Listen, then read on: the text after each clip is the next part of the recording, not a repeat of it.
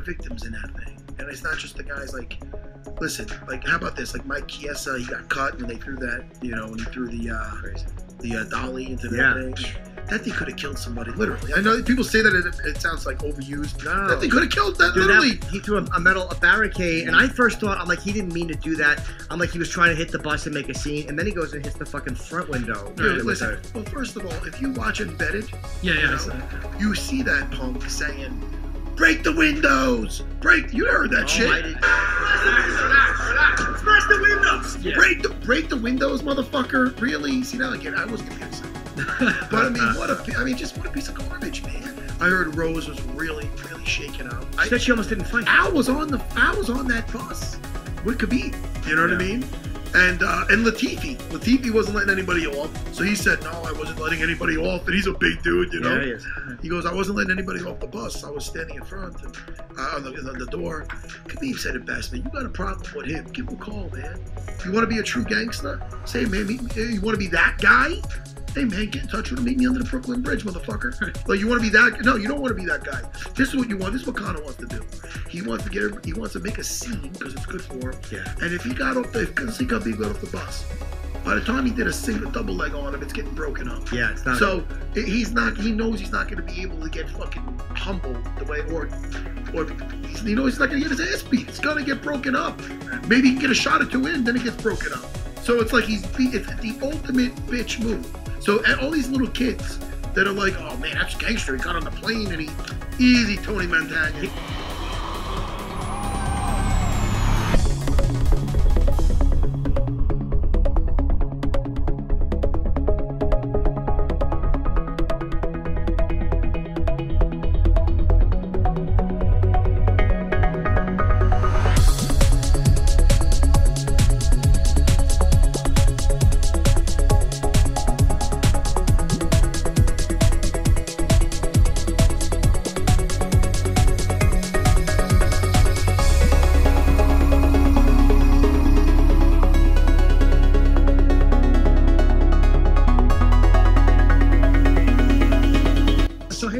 So he sat there, he sees this video online, and by all accounts, Conor was going to be at the Barclays Center on Saturday night to make an announcement. It was going to be a title fight or whatever the fight was going to be. I'm sworn to secrecy, so I can't say. But he was going to be there. But he sees this video and he's like, this boys, come on, let's get over there. Now, of course, I dare say they were a little intoxicated. In fact, I know for a fact, you can just tell when you look. They jumped on a plane, jumped on a private jet.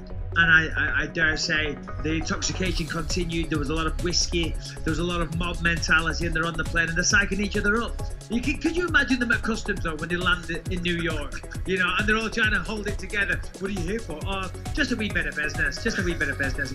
We're here for 2-3 days, nothing more. And they're shit-faced, but they've got up a private jet. They're all in tracksuits, looking like Irish sopranos, you know, and trying to hold it together. They get in and they go immediately to the fucking weigh-ins and go crazy. And as I said, I had forewarning that something was going to happen, but you know, to run in like that and do that, yeah, it was insane. It was crazy. I'll tell you this though, I have a dolly at my house, and I use that dolly now and again. That dolly is heavy as the fact that Conor could pick that up and throw that through the air, fair play, fair play. I mean, he was definitely charged up.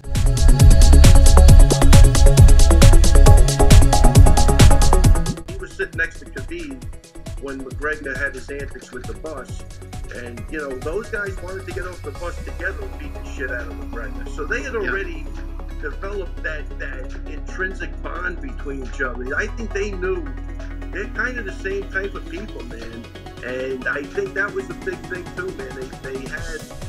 There's such a respect for those guys. I think they're going to be friends for life after that. And I think, you know, it'll be a friendship of very few words, I would guess, but they're going to be friends for life.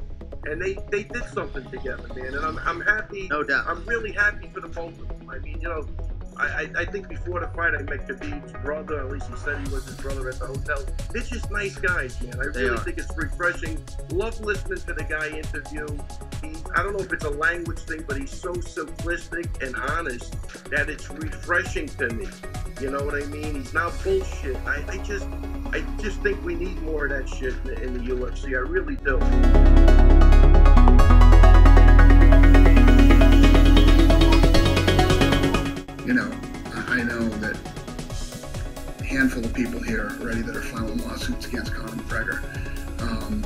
knows how many lawsuits he's going to have by the time this is done. You know, over the years, he's done things like this before. I mean, nothing to this level, but, you know, the water throwing incident, which pales in comparison. Bellator recently jumped into the cage and this and that, and nothing really came of that. He slapped an official, he dived in the cage, you know, nothing came of that. He got away with that, and you know, of course, his nickname is Notorious, but he is notorious now for kind of acting like that. But no one's really, he's never really had to pay a price for any of it, and every time he just gets bigger and bigger and bigger. So he's almost rewarded for acting that way. As you say, you know, throwing that dolly through the window, I mean, that could have hurt someone. Thankfully, it didn't. Nothing too bad anyway. Michael Chiesa obviously had to withdraw from the fight, so that's a shame. I've heard from a third party that Michael Chiesa is definitely filing a lawsuit against him.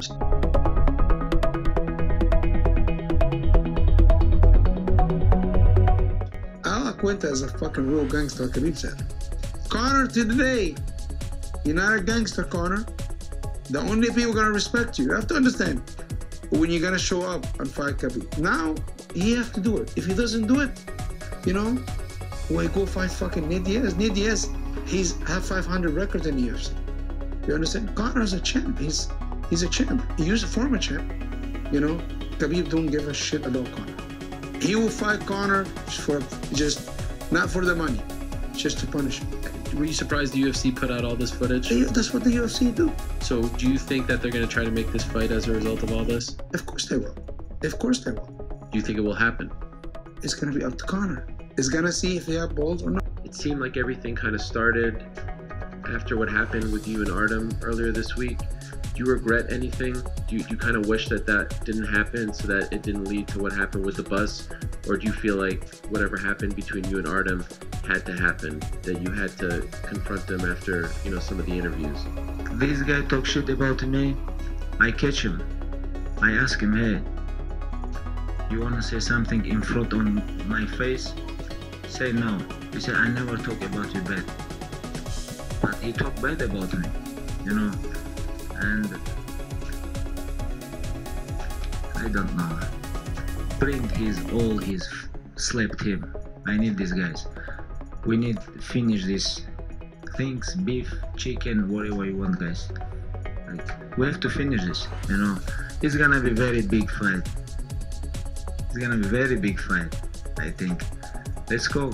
I'm ready for this, you know. November, September in Moscow, November, New York, like anytime. Let's go. Let's fight in Africa or somewhere. I'm here. Okay, let's see who's out here. Oh, they're fighting. They're fighting.